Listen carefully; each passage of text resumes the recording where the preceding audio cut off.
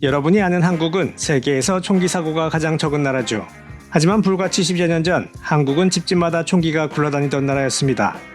하지만 그 수많은 총들 이제 다 사라졌죠. 한국은 왜 개인의 총기를 규제하는가? 사실 그 답은 바로 이 사라진 총들의 행방에 있습니다. 같은 총, 정반대의 운명. 오늘 그 숨겨진 70년의 기록을 추적합니다. 저는 한국에서 낳고 자라 지금은 미국에서 총기를 소유하고 있는 사람입니다. 처음 친구를 따라간 사격장에서 만져보니 차갑고 묵직한 감각. 20여 년이 지난 지금도 잊혀지지 않네요. 하지만 시간이 흐를수록 이 총기는 제게 단순한 도구가 아니라 무거운 책임으로 다가옵니다.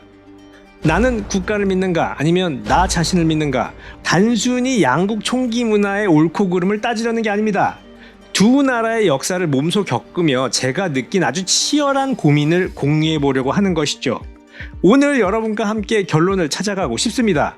논지가 흩어지지 않도록 영상 끝까지 함께 고민해 주시기 바랍니다. 자, 미국 건국 신화는 거창한 군대가 아니라 농부 한 명으로 시작했죠. 1775년 봄, 군인도 아니고 그냥 밥 갈던 매사추세츠의 한 농부가 당시 최강 영국군에게 총을 쏜 겁니다. 그리고 미국 독립전쟁은 시작되죠. 정규군이 아니라 총을 든 농부가 나라를 연 거예요. 이후 시민들이 개인의 무기를 들고 민병대를 조직해서 영국으로부터 나라를 독립시키죠. 그래서 1791년 미국은 그 경험을 헌법에 못 박아 버립니다. 수정헌법 2조. 논리가 뭐냐? 미 건국의 아버지들은 중앙정부의 상비군을 두려워했어요. 왜냐하면 부패한 중앙정부가 폭정을 저지를 때 10중 8구 군을 사용할 것이기 때문이었죠. 그래서 이를 견제할 초유의 장치로 미 건국의 주체, 무장한 시민 민병대에게 이를 견제하게 합니다. 그래서 미국 DNA엔 이게 박혀버리죠. 국가가 내 총을 거두려고 하면 그건 자유가 위험하다는 신호다. 즉, 총은 단순 후신용이 아닌 자유의 보증서가 된 것이죠. 얼마 전 제가 강아지를 데리고 동물병원에 갔는데요. 어떤 나이가 지긋하신 어르신이 총기를 휴대한 채 강아지를 안고 오셨어요.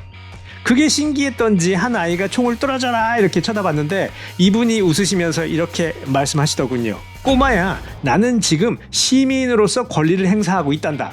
실제로 아이들에게 이렇게 이야기할 정도로 미국은 총을 버리면 시민의 권리를 버린다는 신앙 위에 세워진 나라인 것이죠. 그리고 이건 한국과 정반대입니다. 한국은 시민이 총으로 나라를 연 게 아니고 총을 빼앗긴 채로 나라가 열리게 됩니다. 아까 그 사라진 총들의 행방, 지금부터 함께 찾아보시죠. 미국 시민이 총으로 독립을 쟁취할 때 한국인들은 총을 빼앗긴 채로 근대를 맞게 되죠. 3.1운동 직전 식민지 조선의 민간 총기 2만 5천여 정 중 93%가 일본인 소유였어요. 일제가 한국인을 철저하게 무장 해제한 것이죠. 물론 항일 무장투쟁도 있었지만 대부분의 시민들은 맨손이었습니다.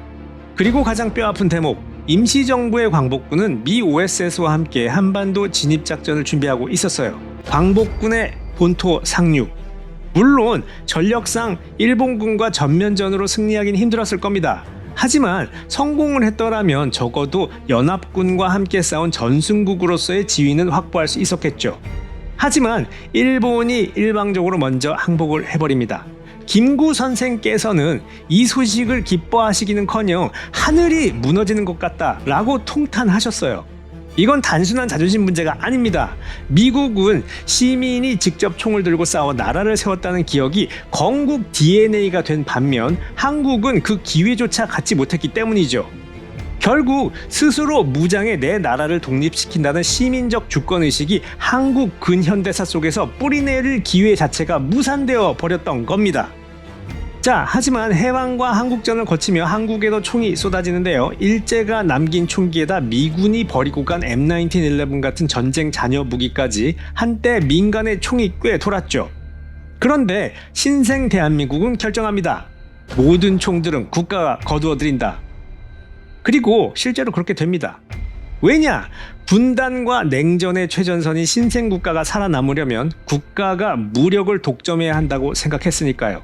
즉, 미국은 시민의 무장을 자유의 조건으로 받고 한국 정부는 시민의 무장 해제를 생존의 조건으로 봤던 겁니다. 그리고 분명히 할 게 있습니다. 한국의 무장 해제는 어떤 사건 때문에 시작된 게 아니에요. 이미 식민지 때도 빈손이 됐고 신생국가에서 그걸 제도로 굳힌 상태였죠. 하지만 한국인의 마음속에 총은 위험하다는 인식을 완전히 못 박은 비극이 하나 있었습니다. 1982년 의령. 한 경찰관이 경찰 무기고에서 소총과 수리탄을 꺼내 하룻밤 사이에 마을 주민 56명의 목숨을 해치고 총 사상자는 90명이나 발생시킨 사건.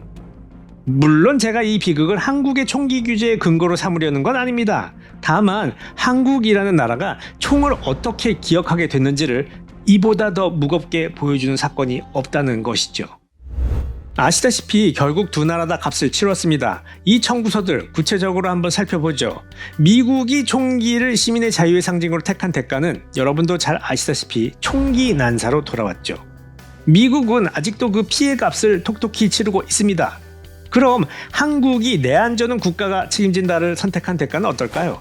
국가가 시민을 제때 보호하지 못하거나 혹은 국가 그 자체가 위협이 됐을 때 시민은 맨손이라는 겁니다. 방금 말씀드린 의령에서 56명이 죽어가는 동안 단 한 사람도 맞설 수 없었어요.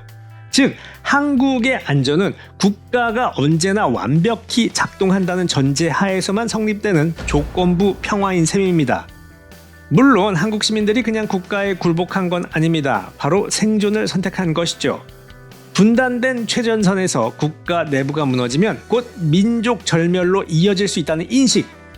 바로 이 인식 때문에 한국은 총기라는 개인의 자유를 희생하는 대신 세계에서 가장 안전하고 효율적인 사회 시스템을 구축하는 길을 선택하게 된 것이죠. 다만 그 대가로 나를 지킬 물리적 수단을 버리게 됐죠. 물론 한국의 역사를 보면 총기 없는 위대한 저항으로 민주주의를 쟁취해온 것도 사실입니다. 저는 총을 거둔 나라에서 총을 권리로 박은 나라로 건너온 사람입니다. 두 개의 역사를 동시에 짊어진 채 사는 것이죠. 며칠 전 아내와 백화점을 갔는데 경찰이 쫙 깔려 있더라고요. 경찰이 총격 용의자를 쫓고 있다고 빠르게 대피하라고 해서 아내와 함께 주차장으로 뛰어가면서 아내가 조용히 얘기를 했어요. 한국 가서 살고 싶다고. 그 순간 저는 한국에서 온 제 안의 DNA와 미국에서 살기로 한 제 선택이 부딪히는 걸 느꼈습니다. 그리고 솔직히 아직도 답을 내리진 못했습니다. 사실 이 문제 어느 쪽이 옳다는 건 의미가 없습니다. 이건 각 나라의 역사의 결과물이니까요. 그래서 마지막으로 딱 하나만 묻고 끝냅니다. 여러분은 내 안전을 국가에게 맡기는 게 낫다고 생각하시나요? 아니면 나 자신에게 맡기는 게 낫다고 생각하시나요? 여러분의 의견은 이 영상의 결론을 만듭니다. 댓글과 투표 꼭 참여해 주시기 바랍니다. 자, 다음 주엔 이 건국 DNA가 만든 또 다른 충돌에 대해 털어봅니다. 미국 경찰은 왜 그렇게 빨리 총을 쏘고 한국 경찰은 왜 쏘지 못하는가? 같은 상황, 정반대로 끝나는 두 나라의 경찰 이야기예요.